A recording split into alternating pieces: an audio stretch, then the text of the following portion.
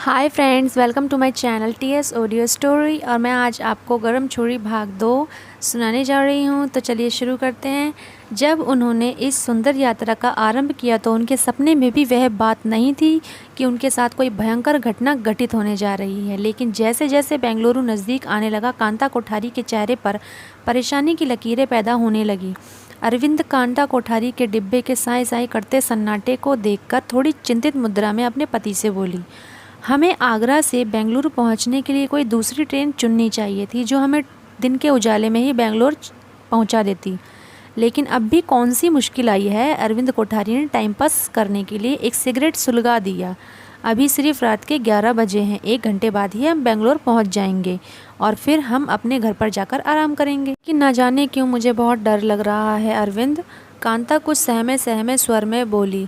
मुझे ऐसे शब्द अपनी जुबान से तो नहीं निकालने चाहिए, मगर मुझे महसूस हो रहा है कि आज हम सही सलामत अपने घर नहीं पहुंच पाएंगे। तुम भी कमाल हो कांता, इस बार झुंझला उठा अरविंद कोठारी। इतना ही नहीं, अब उसने सिगरेट की राख भी नीचे फर्श पर झाड़ी।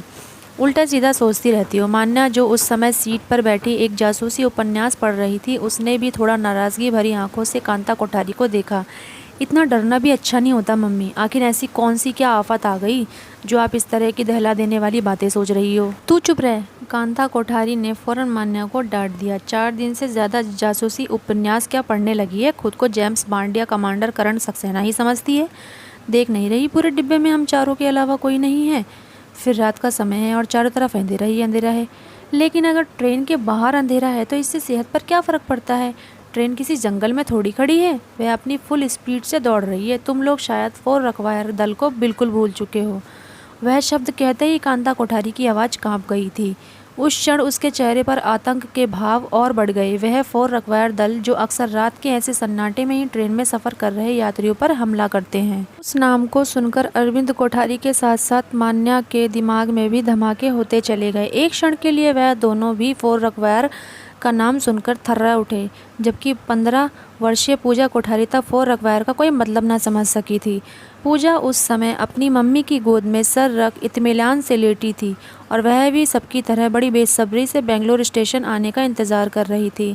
दरअसल फोर रखवायर दल का उन दिनों बेंगलोर में बड़ा आतंक था। वह 4 नौजवान और बहुत हैंडसम लड़कों का एक दल था जो मूल रूप से बलात्कारी थे।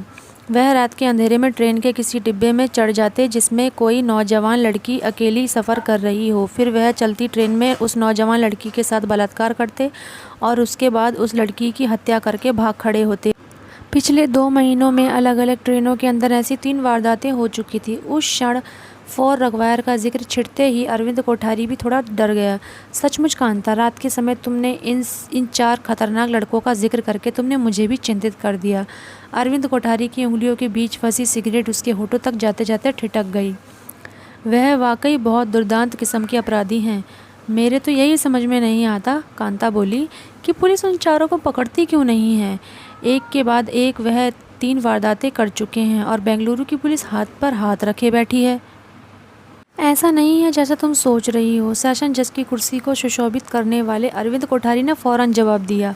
बेंगलुरु की पुलिस हाथ पर हाथ रखे नहीं बैठी, बल्कि वह उन चारों को गिरफ्तार करने के लिए कई बार जाल फैला चुकी है। कई बार उन्हें पकड़ने का प्रयास किया गया है, लेकिन वह चारों इतने ज़्यादा चालाक हैं कि कभी भी पुलिस के फंदे में नहीं फंसती, या फिर पुलिस के एक्शन की उन चारों को पहले से ही इन्फॉर्मेशन मिल जाती है, या फिर खतरे को सूंघने की उन चारों में गजब की क्षमता है। बहरहाल वजह चाहे जो भी हो, लेकिन इस घटना से यह साफ साबित होता है कि वह बहुत खेले खाए अपराधी हैं और पुलिस को किस प्रकार का धोखा दिया जाता है यह बात उन्हें अच्छी तरह मालूम है। मान्या भी फोर रखवायर दल के नाम पर अब कुछ डरी डरी नज़र आने लगी और उसने उपन्यास बंद करके एक तरफ रख दिया।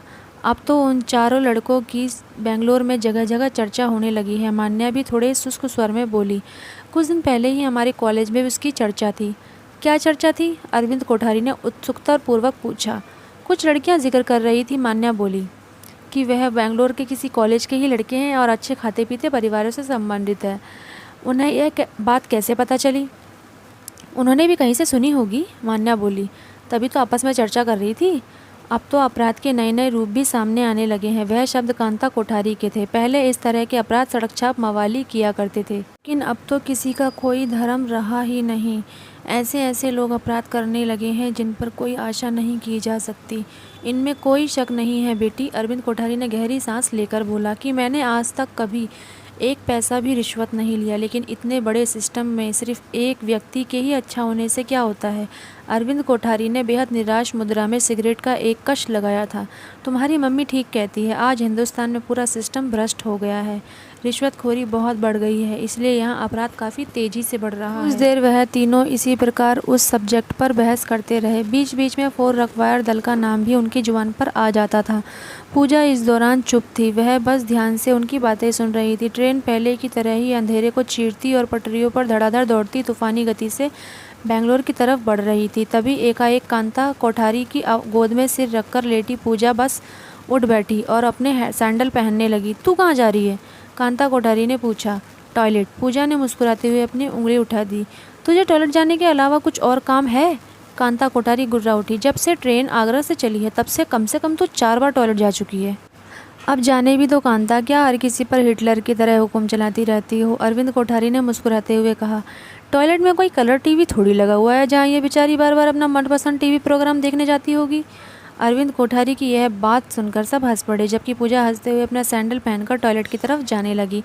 यही वह पल था जब पटरियों पर वह तूफानी गति से दौड़ती एक्सप्रेस ट्रेन की गति भी धीरे धीरे कम होने लगी। शायद बेंगलुरु से पहले कोई स्टेशन आ गया था जहां ट्रेन रुक गई थी। तो उस स्टेशन पर रुकने के बाद ट्रेन में जो हादसा हुआ उसके बारे में हम आपको भाग 3 में बताएंगे।